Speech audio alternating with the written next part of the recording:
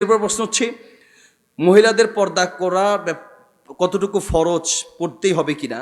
এটা তো কমন প্রশ্ন।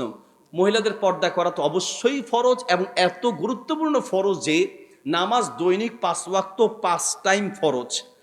আর নামাজ দৈনিক 5 ওয়াক্ত 5 টাইম ফরজ, রোজা বছরে 1 মাস ফরজ, হজ জীবনে একবার ফরজ, জাকাত বছরে একবার ফরজ।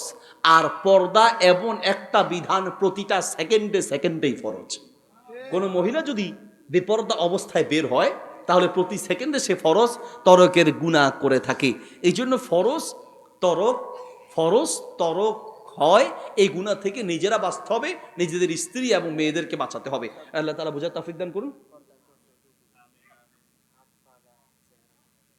ও আচ্ছা, যাক, পর্দা কতটুকু, চেহারা ঢাকতে হবে কিনা, উত্তর হচ্ছে অবশ্যই চেহারা ঢাকতে হবে। একটা মেয়ের যদি চেহারা দেখেন তাহলে তো তার আসল রূপটাই আপনি বুঝে ফেললেন। এই জন্য অবশ্যই চেহারা ঢাকতে হবে, চেহারা ঢেকে তাকে বের হতে হবে। এরপর